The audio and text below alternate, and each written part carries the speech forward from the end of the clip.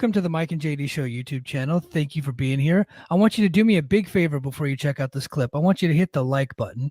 I want you to throw in a comment and make sure you're a subscriber to this channel. And then I want you to share this video with your friends. Help us defeat the algorithm. And then if you like this content and you appreciate this content, please head over to patreon.com/the Mike and JD Show and support the show. That is how we actually get funded to be able to do this. So we thank you very much for being here. And now enjoy the clip. This podcast is a member of the Voices of Wrestling Podcasting Network. Visit voicesofwrestling.com to hear the rest of our great podcasts, as well as show reviews, columns, opinions, and updates across the world of wrestling. Competition starting to get thick, it's the click, so I hope you work your A game. A made no rain from the track when we unite and spit. This is an A game, better bring your A game. Competition starting to get thick, it's the click, so I hope you work your A game. A made no rain from the track.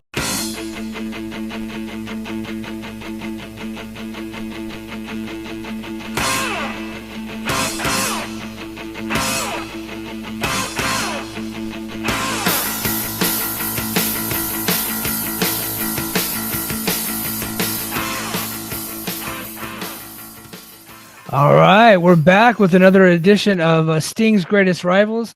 If you're listening to this on Patreon early, thank you so much for being a Patreon subscriber. But if you're checking this out as part of Sting Week, I do greatly appreciate you checking out Sting Week right here on the Mike and JD Show YouTube channel.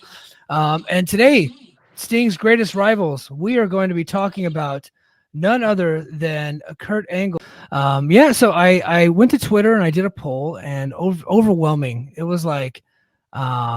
I didn't actually do a poll. I just said, hey, who's Sting's greatest rival? And I didn't put any names on there. And one by one, people kept saying Kurt Angle, Kurt Angle, Kurt Angle in TNA. So I polled like TNA fans. And then I went into the TNA section of the Voices of Wrestling Discord. And we actually have a TNA historian, Garrett Kidney's in there. And he said, Kurt Angle would be number one. And then followed by him would be Hogan.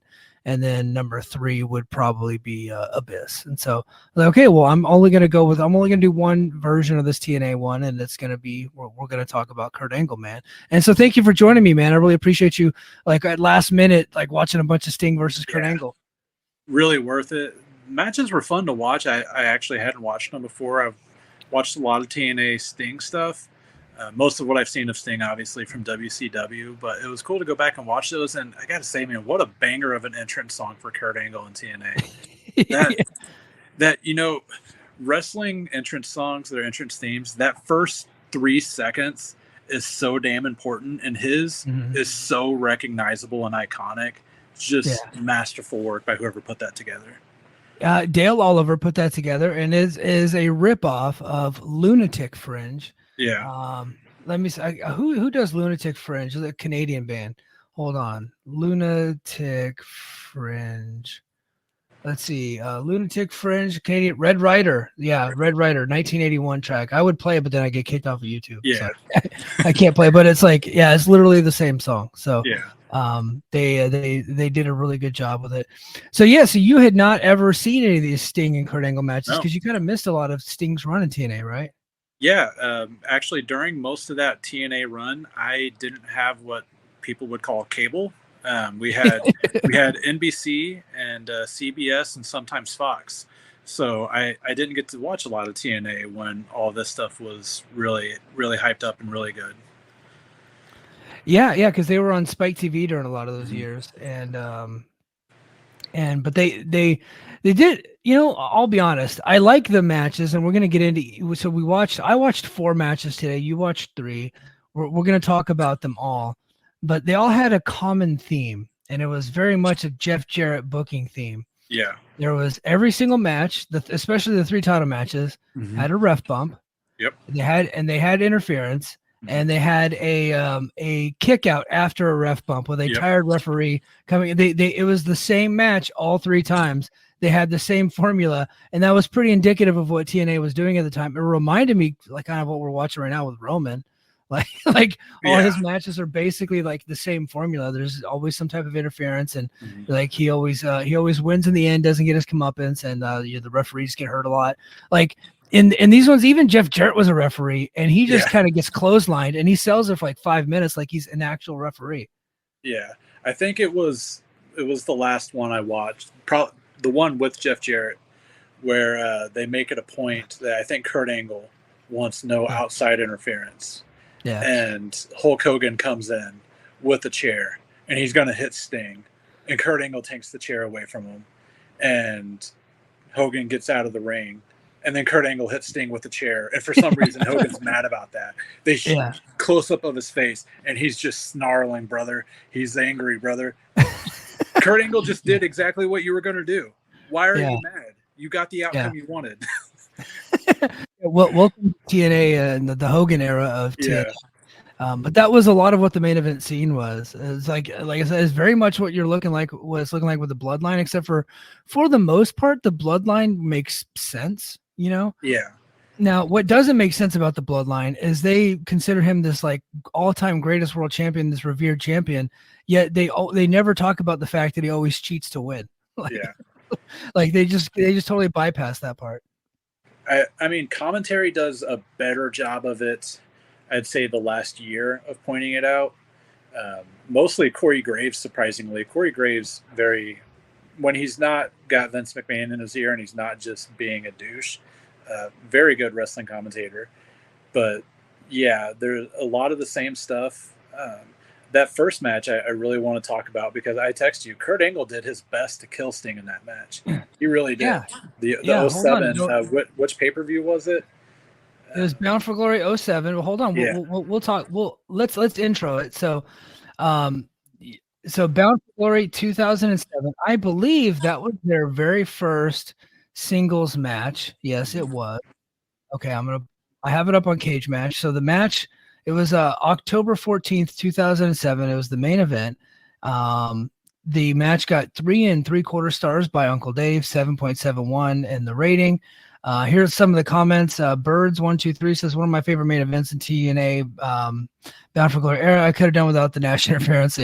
Overbooked TNA main event, really cool main event, good solid back and forth match. So mostly pretty positive on Cage Match. It's not like your typical, kick out of everything and do every move and stuff. But goddamn, Kurt Angle tried to do every move. He tried like you said, tried to murder Sting at several times during this match. This pay-per-view should have been hard to kill because that's what Sting was. Kurt Angle attempted a 450 splash, which I think at his peak athleticism he could pull off. Here he could not. This is it right here? Yeah, this is it. I got it muted. It's little screen, so don't kick me off YouTube. But look. Boom. Knees, feet right to the chest.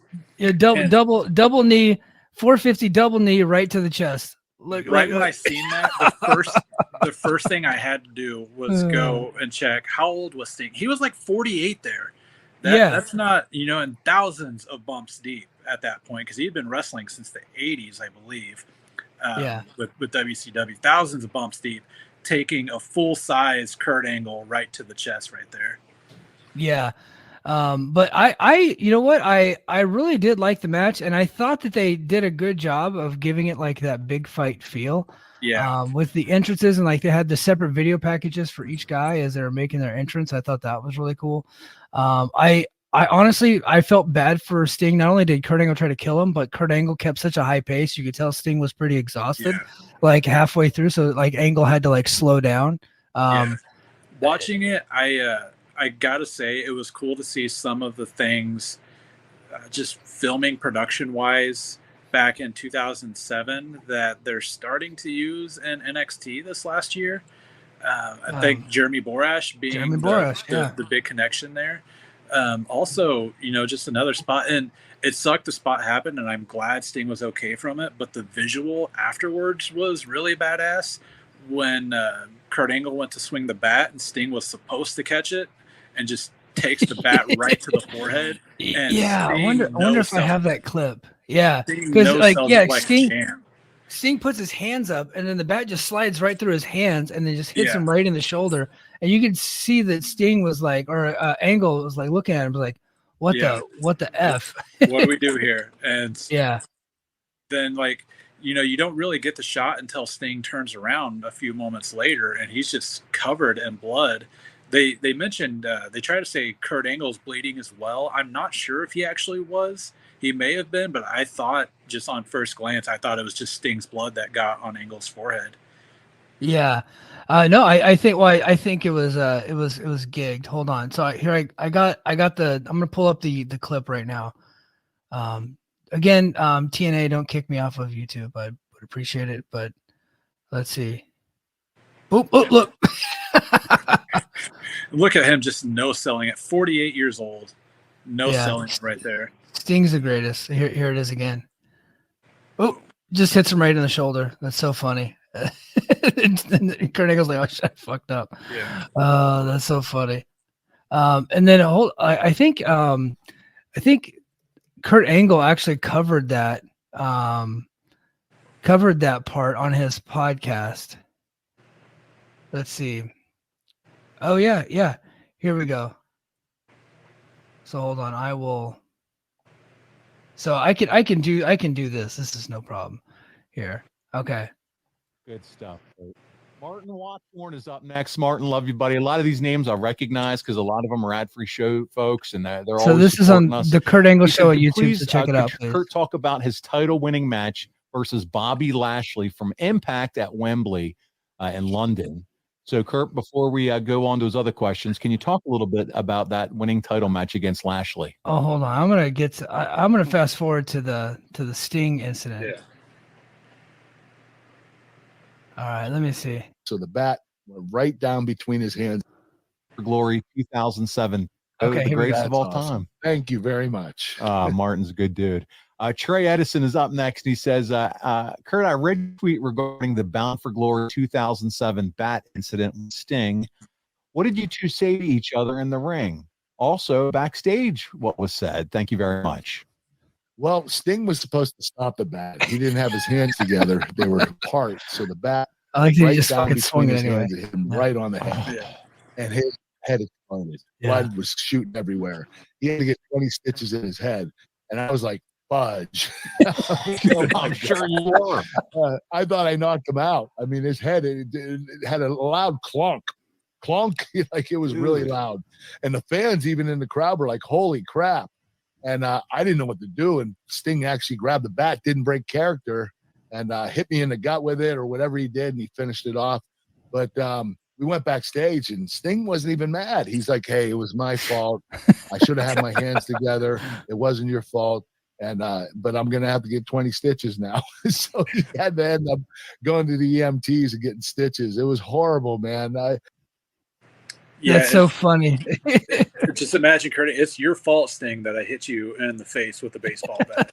Like, Yeah, and then Sting is such a pro that Yeah. he just kind of knew that like that was definitely Sting's Yeah. fault. yeah, what On are you that. going to do to get mad at Kurt Angle at that point? Like, what are you going to do to Kurt Angle at that point? You know, take it on the chin and move on. yeah, but Sting was such a pro. But yeah, I really did enjoy the match overall.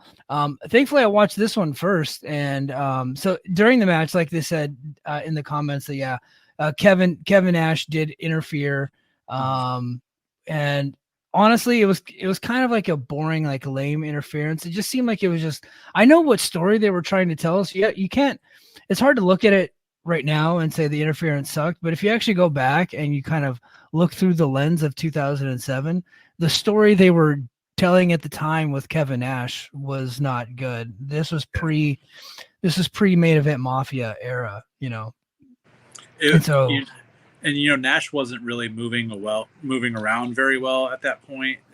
I don't know, everything just seemed kind of slow when he came in, and even not knowing the story. You know, again, I wasn't watching TNA at the time. I don't know. It felt so predictable and just not necessary. Yeah, it was the double swerve. Like, not only did Nash was like not supposed to be out there, but then he came out to help Sting and then turned on Sting. And it's like, guys, we knew, like, as soon as we saw Kevin, we knew that was happening. And then of course he just beats both their asses and then just ends up pinning Angle and getting the title.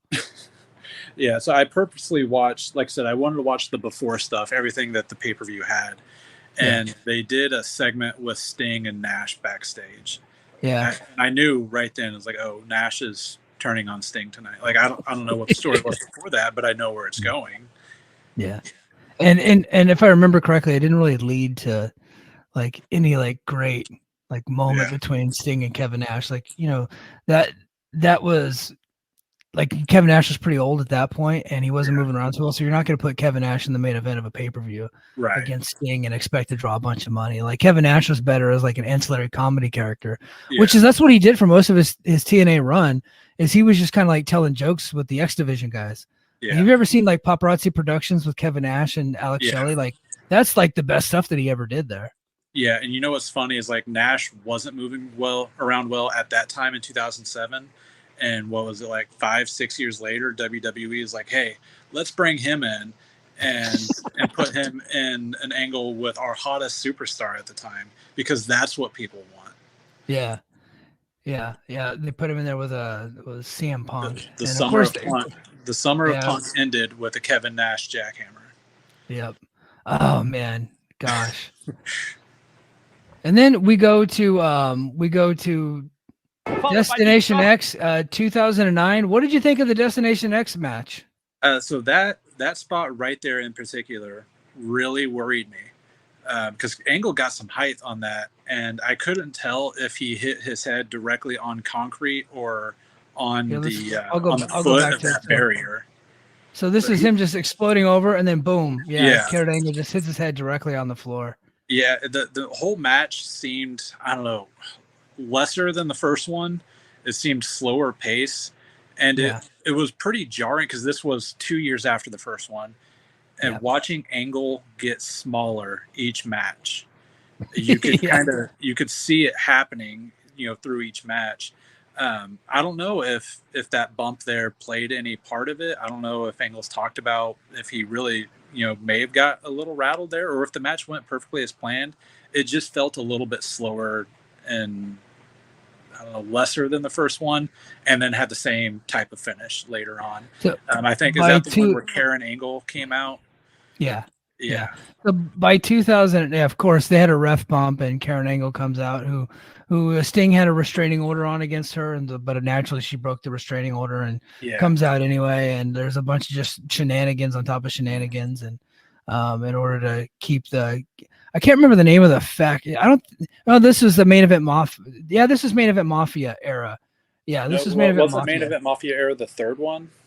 The third one, 2011, was Immortal. That's where Kurt Angle and Hulk Hogan were in a faction together called Immortal. Okay. In 2009, it was like Angle and Sting were both in the main event Mafia. Sting was a world champion, but Kurt was the leader of the main event Mafia, and so they had split, and that's why they had the empty arena match too. I can go to a little bit of the empty arena match, which you didn't watch, but the empty arena match essentially was the precursor to this match. And then basically by the end of it, they kind of like, you know, Sting, who never really fully turned heel during the main event Mafia run. And that was because they were always, the whole gimmick of the main event Mafia was to get to Angle and Sting again. But here you could see on Garrett Kidney's Twitter. So empty arena match, or basically modern TNA. I mean, it could also be modern AEW, depending on what venue they're in. Depends. Yeah, if they run a building too big. Yeah. So they basically they did this empty arena match, and they couldn't come to a resolution here. Like Kevin Nash ends up like getting involved in it and like yelling at them, and then like they have this big brawl and have to be pulled apart, and then ultimately it leads them into Destination X. So, but the empty arena match I thought was pretty interesting. It doesn't get a rating by Dave. Let me go to. So when did they do the? I'm trying to. You know what? I don't. Oh, that's 2007. I got to go to 2009. Okay, so it's the. What's funny is on Cage Match, the empty arena match is 6.86. So it's actually higher rated than the Destination X match, was a 6.41, but Dave gave the Destination X 3.25 stars. So he added just a little bit, like a half a star less than the Bound for Glory 2007 match. Yeah, like I said, I think of the three that I watched, I felt the first one was the best. And a lot of it really was because of that bat spot and the way Sting sold/no sold it, the visual Yeah. of him all bloodied. Going into the third one, I really liked the video build up for it. The Joker Sting stuff I thought was really interesting, and I wonder, a little off track here, I wonder if they'll bring that back for his final match. That's something I've seen a lot of fans asking for. I thought the character work that I seen in the video package and just some stuff, through the years seeing online, the Joker Sting stuff was really interesting.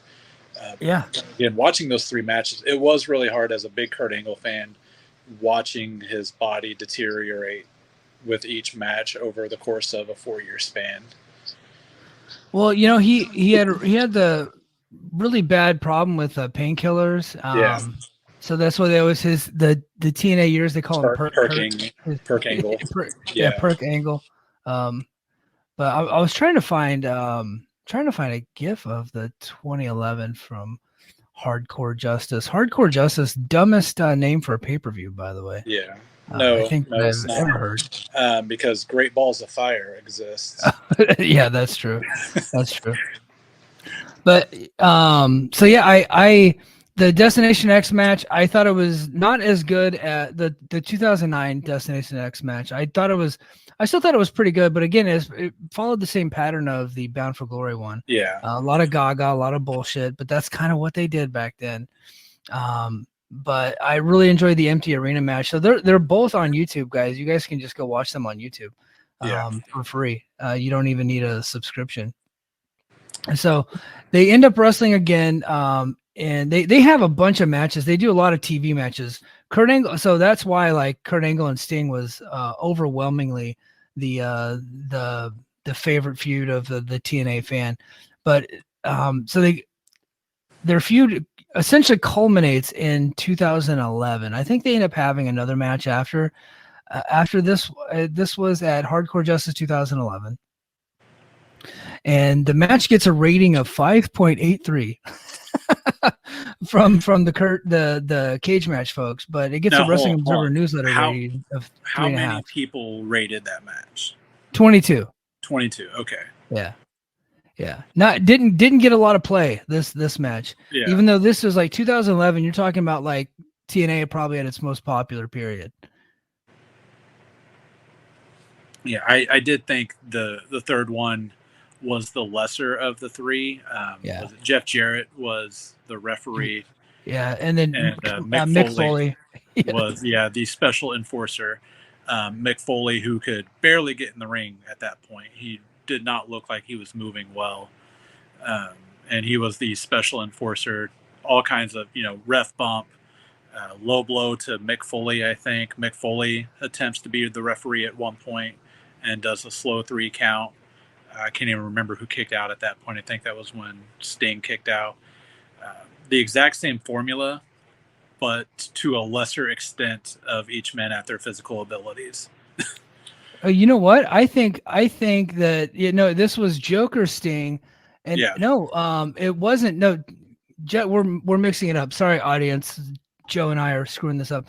It was the 2009 match was with Mick Foley as the enforcer and Jeff Jarrett. Okay. Yeah. So 2011 matches where Hulk Hogan interferes. Yes. Okay. And then Immortal gets involved. And so this ultimately leads to the Sting versus Hogan match at Bound for Glory 2011. And I'll pull it up to where people can see just like a couple of seconds of it here. But yeah, so look, there's Brian Hebner as a referee. Yeah. Sting in his full Joker Sting gimmick. They have a full video on the TNA YouTube of just like a compilation of just Joker Sting stuff, like his entire run as Joker Sting. I think it's probably the most underrated shit that was going on. Like, unfortunately, TNA was just clouded in so much chaos at the time that I don't think he ever really got his just due as a performer during this. Yeah, I thought that was a very good character. I think a lot of the positive stuff that still gets posted around about Sting from TNA was the Joker Sting character. The match quality, I can't speak for, all of his matches there.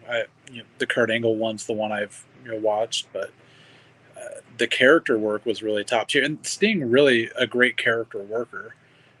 There's that Hulk Hogan brother. There's that snarl. Yeah. He's so mad that Angle did what he was going to do. Yeah, Kurt Angle did the thing that he wanted to do the Yeah. entire time. Yeah. I can't make sense of that. That's such a Hulk Hogan thing. Yeah. So, but I think the reason why not only did they have just so many matches in TNA, and most of them were just televised matches. Yeah. But Kurt Angle and Sting were absolutely the top two stars in TNA history. Yeah. I know everybody wants to say AJ Styles and Samoa Joe, but those guys were never the tippy top guys. It would go back and forth between Sting and Kurt Angle. They were always the top two guys in that promotion. And I feel like Kurt Angle's time, and he spent the majority of his wrestling career in TNA, but to really think about it, TNA signed Kurt Angle right after WWE let him go, and he was one of WWE's top stars at the time. He had a 5-6 year career in WWE, and he was one of their most protected wrestlers. He was coming off of, badass Kurt Angle, and they were going to annex him to ECW for a little bit and try to get his personal issues under control and not have him on the road as much. But when he was let go of WWE, he was one of their biggest wrestlers at the time. Yeah. And we all like the inside wrestling fan, which was pretty prevalent back then, not as prevalent as we are today. But we all knew the issue as to why he was let go from WWE. He absolutely was fired. Right. Yeah. But on television, it looked like Kurt Angle left WWE and chose TNA. Yeah. That's kind of the way it was played up on television, which was really smart. Yeah, from TNA side, because WWE is never going to refute that. They're never going to come out and acknowledge that he's in TNA or say anything about it. So TNA, play that up. You just signed WWE's guy. You signed the Olympic gold medalist. You signed the WWE champion, the guy who beat Stone Cold. I believe he tapped out Stone Cold. Not very many people can say that. But that's the guy you went and signed. Yeah, he's your biggest star. AJ Styles may be more Mr. TNA. He was there from the start. Kurt Angle was your biggest star. Yeah, it was. I think Kurt Angle was the biggest star in TNA history. I think he's the greatest wrestler in TNA history, in ring and just being the main event guy. I think Alexander is probably going to challenge that one day if he sticks around long enough. But he just when Kurt Angle did it, it was much bigger, so he's always going to get more glory. Josh Alexander might end up getting more star ratings, but honestly, Dave doesn't rate that many TNA matches, so you have to wait till Ospreay comes back for him to actually rate the match. But I think he's rated 2 in the last couple of years, so and both of them were Ospreay matches. yeah. So, but and then I think when Sting came over to TNA. Because he came over, he had done some matches in the Nashville days when they were at the Asylum, and then when they were brought over to Spike, Christian Cage had just signed with them in 2005, and that was considered a big deal. But Christian Cage was very much a mid-carder. Whenever he came over, WWE didn't really take him seriously, and so, but it was considered a big coup. But in 2006, when they made the big announcement that we have signed Sting to a full-time contract, that was when people were like, okay, we're taking notice of TNA. They actually might, kind of challenge, kind of take that WCW role. They were on Spike TV. They had just signed Christian Cage. They had the Dudley Boys or as Team 3D. And then in 2006, New Year's Eve, they announced the big signing of Sting. And then Sting immediately challenges Jeff Jarrett for the World Heavyweight Championship. It's oh my gosh, look, we're kind of getting somewhere. And then later that year in 2006, Angle leaves WWE and he comes over here and it's okay, now these guys are in business. Now these guys, they actually might, make a run at a lot of us fans were kind of hoping, because we were just kind of soured on the Triple H era of WWE at the time, where he just kept winning the world title and would never let go of his grip at the top of the promotion. We were all kind of sick of him. And John Cena was coming of age at that point. He was starting to take over and we were sick of him too. And so here you have this other alternative that's becoming this viable thing. And it was because if they didn't have Kurt Angle and Sting at the top of the card, I don't think anybody would have given him a chance.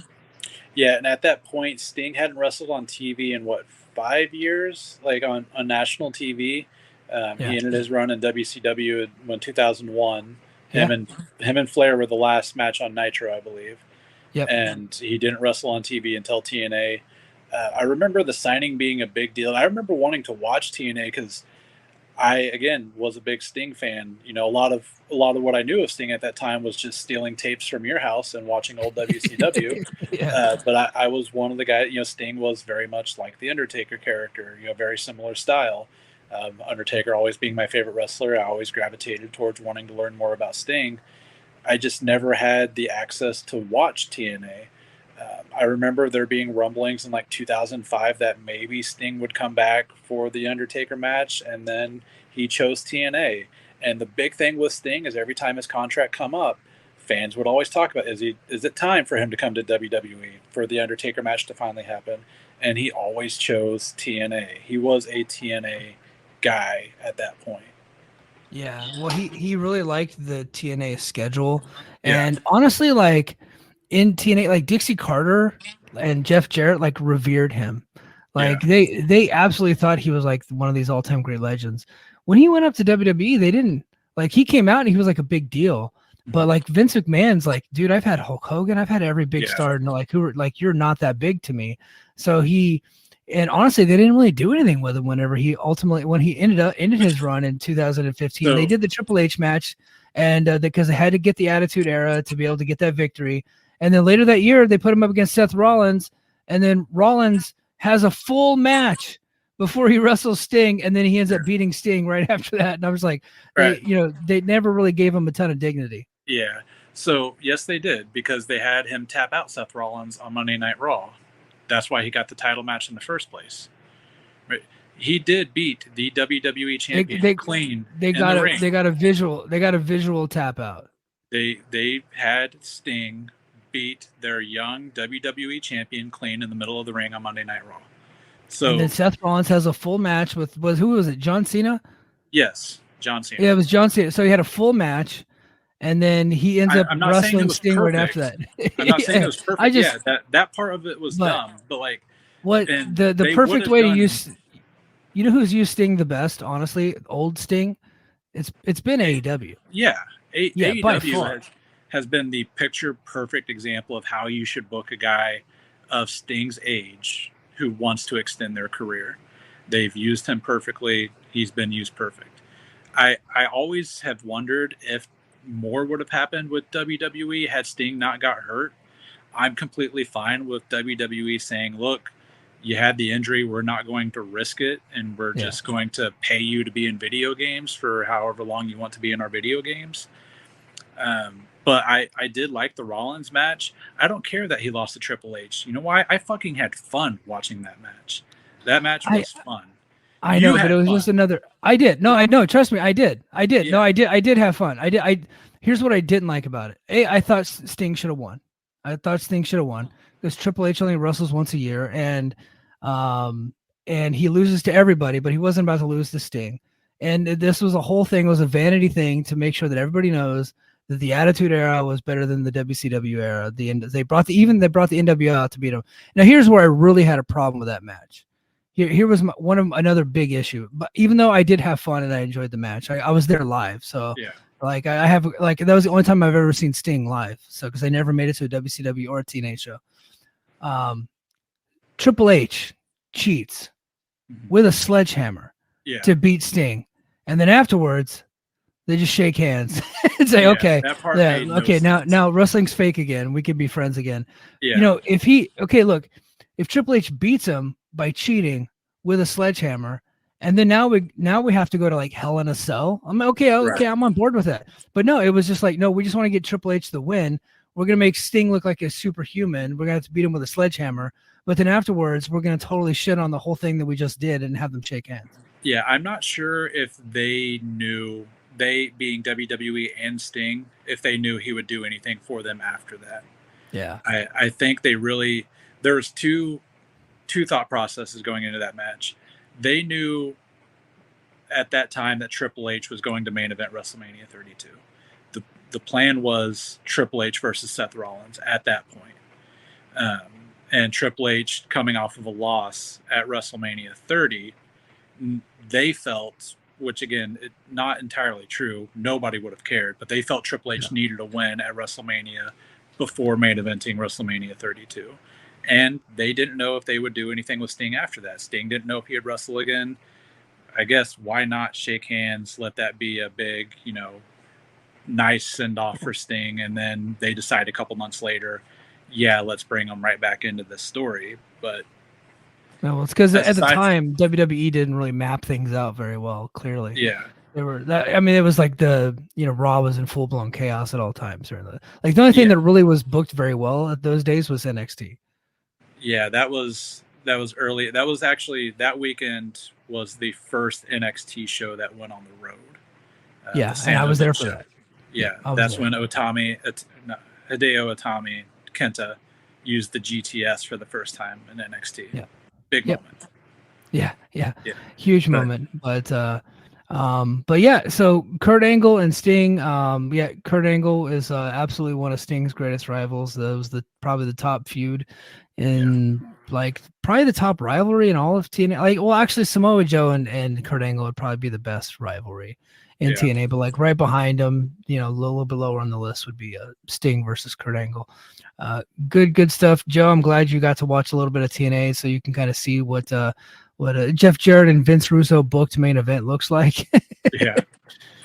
Total chaos. And then you get to see the influences that it's on the current TNA or the current AEW and WWE product.